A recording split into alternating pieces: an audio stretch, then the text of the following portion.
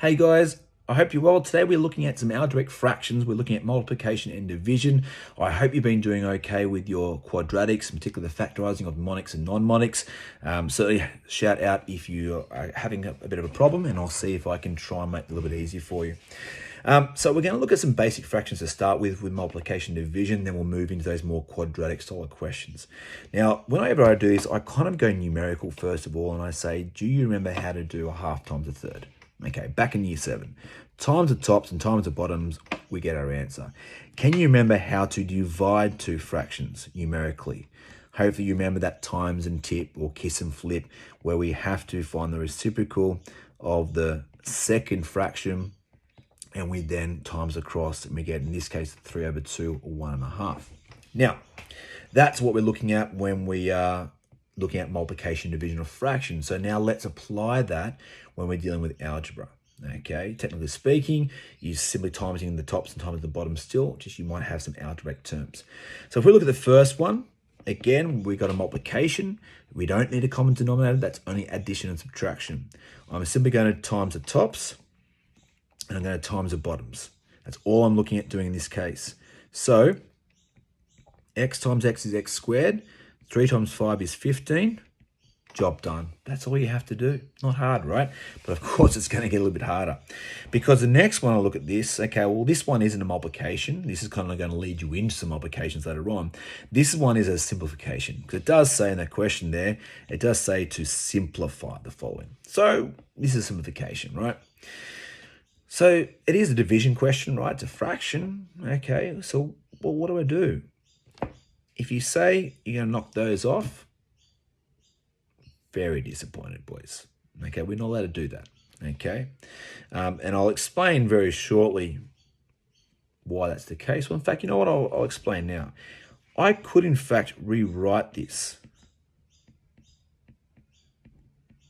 like that. Okay, it's the same thing, right? Common denominator, add the tops, subtract the tops. If I just simply take the 5 at the top and 5 at the bottom from here, and left x minus 10, what happened to that 5? Did it just disappear, go up and walk away? We can't do anything with it. Okay, we are not allowed to simply cross off those two 5s. The time that we're allowed to cross it off is if that 5 goes into everything. Okay, for example, the 5 goes into 5 there, goes into 5 here, and it does go into 5 here, goes in there twice. We can do that if it goes into everything, because if we're splitting this up into two terms and we're cutting it off both sides, that's okay. That's what, because we've handled both fractions. But I'm going to do it a little bit differently, okay, because we've been doing some factorization. So what I'm actually going to do, I'm going to factorize first. 5 goes into both of those terms. I'm going to factorize those out. Now that you have a multiplication, we have this 5 times x minus 2 divided by 5. Doesn't matter which order you times or divide. It doesn't. It doesn't actually matter. Therefore, I can divide these first of all. What is 5 divided by 5? Well, it's 1, which means we're just left with the x take away the 2. So when it's like that and there's a multiplication in between those numbers, yes, then we can cancel the top and bottom. That's no problems. But we can't do it if there is a plus separating them. Okay, that can be one of the hardest concepts to understand when we're dealing with fractions. So I like to always factorize and then I cancel off or we divide. Okay.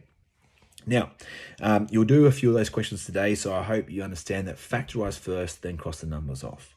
Now, in C, we start going a little bit more hardcore, all right? We have two fractions like that, and we are now kind of multiplying those together.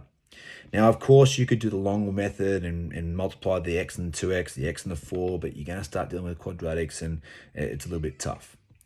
This is what I'm going to do. Whenever I'm looking at simplifying for fractions with multiplication and division, I see if there's anything I can factorize before I even start. For example, the 2x minus the 4 can factorize out to be 2 brackets x minus 2 all over x plus 3. Now, technically speaking, that times doesn't really even need to be there, does it? because it's just going to times tops together, which technically means I've got 2 times x plus 3 times x minus 2 all over x plus 2 and x plus 3. Now, just like that previous question in B, when we had the 5s and we cancelled them off, can you see now that they're all being multiplied together? We now have some things that we can simplify. For example, x plus 3 divided by x plus 3 equals 1. X minus 2, oh no, it's a minus 2. It's an x minus 2 and x plus 2. Well, that can't actually simplify at all. Okay, it's a shame. I should have put it as a plus 4. Would have worked out nicer. But in that case, that's all I can simplify. And so this is what I'm left with as my answer. Now, I probably wish I'd put a plus there because then I could simplify the x plus 2s off and left with 2, but I haven't, so that's my final answer. So whenever you get algebraic fractions, gents, what I want you to do, I want you please to factorize first and then look to see, once they're all being times together, can you simplify things on the top and the bottom and cross them off? Now, we are cancelling them because they're simplifying down. Now, same thing will work with division, right?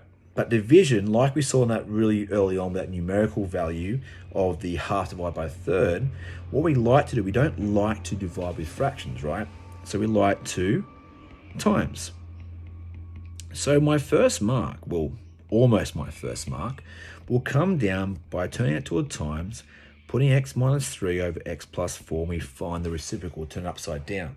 That's almost a mark in itself.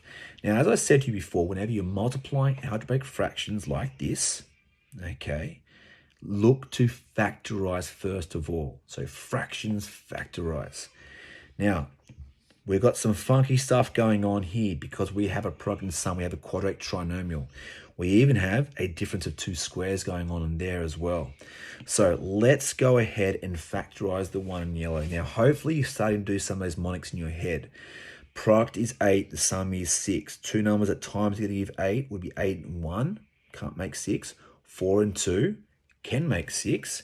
That makes x plus 4 and x plus 2. Now, at the moment, if that's too much for you, what I want you to do is on the side of the paper, go through, put your 8 and 6 into your product and sum, and then go through and say, okay, 2 numbers times together give 8 would be 4 and 2, and then 4 plus 2, yep, that gives you x plus 4 and x plus 2. So I can't do that in my head. I want you to start pushing yourself to do that in your head. Not with non-monics, of course. Non-monics, write them out because they're too hard to do in your head, or for the most part. But monics, definitely push yourself, see if you can do it in your head. I'm now going to put that all over. Now, x squared minus 9, can you remember how to factorize difference of 2 squares? Square the x squared, square the 9, square root, should I say. I have x minus 3, replicate it with the different magnitudes, or opposite magnitudes. Now I've got the times x minus 3 here, and I've got over x plus 4. Remembering also that you could actually have just squashed them together and put them all over the top of each other. Now, everything's been times together on the top, and everything's been times together on the bottom. I might even put brackets there so you can see that. So let's look for things on top and the bottom that might simplify. For example, x plus 4 divided by x plus 4 equals 1. Perfect, disappears. X minus 3 divided by x minus 3, that equals 1. Perfect. Now I'm left with just x plus 2 all over x plus 3, and I have completely simplified my fraction. Now, gents, a lot of this stuff people do find challenging, so take your time. Don't shy away from those hard questions. It just takes a fair bit of working out. If you can push yourself for those monic quadratics, as we just saw here, the x squared plus 6, x plus 8, if you can do it in your head, it's even better, but not at the cost of making errors. So if you need to do your scaffolding, we'll do that, and then work out your answers by doing lots of working, lots of showing, and then you can simplify once you've got them there. Remember, if I had that question, I cannot just cross those x squareds out. You'll be shot. Well, maybe not shot, but you can't do it because it's being separated by a plus. It has to be separated by a multiplication.